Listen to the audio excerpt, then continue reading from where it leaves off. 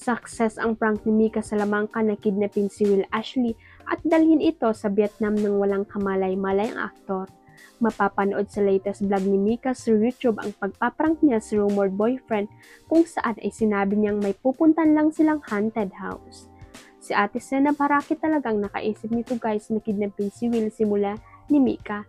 Hindi niya alam na aalis tayo ng bansa. Sabi ko sa kanya magdala siya ng passport kasi doon sa place kailangan ng passport kasi hindi kami makakapasok sa lugar if walang passport or ID. Kwento pa niya. Talagang nag-effort pa ang actress na siguraduhin walang schedule si Will ng araw na yun. Madaling araw ang flight nila at habang bumabiyaya ay pilit na sinikreto ni Mika kay Will ang sorpresang trip sa Vietnam. Pero nagduda ng aktor nang mapansing papunta sila sa airport. Dito na nireveal ni Mika kay Will na it's a prank at sinabing pupunta sila ng Ho Chi Minh, Vietnam for 24 hours.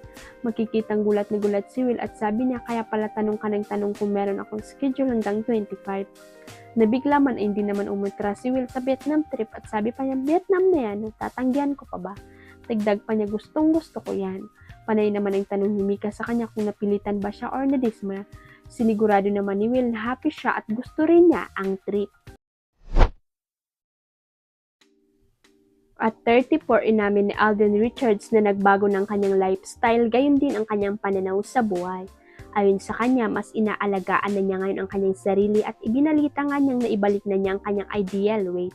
Ako siguro yung approach ko is not about weight loss, not that I am 34. My perspective in life is changing as well. It evolved as well, payag na. Dagdag pa ng aktor, so iba ko na tingnan yung buhay. Ang pag-aalaga raw niya sa sarili ay para rin sa kanyang mga mahal sa buhay. Sinimulan ko na rin yung pagbalik sa gym for workouts, but it's really more of self-care for me to available to my loved ones, saad niya. Hindi lang ang pagkain niya ang nabago sa kanya, kundi marami pang bagay, pati nga raw ang pinapanood niya ay iba na. Hindi lang siya about what I eat, what I do. It's also what I think, what I consume. Of course, what I consume in terms of intellect.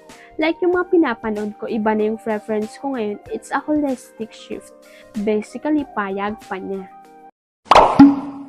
Huwag kalimutang i-click ang subscribe button at i-ring ang notification bell para sa latest at legit chika updates.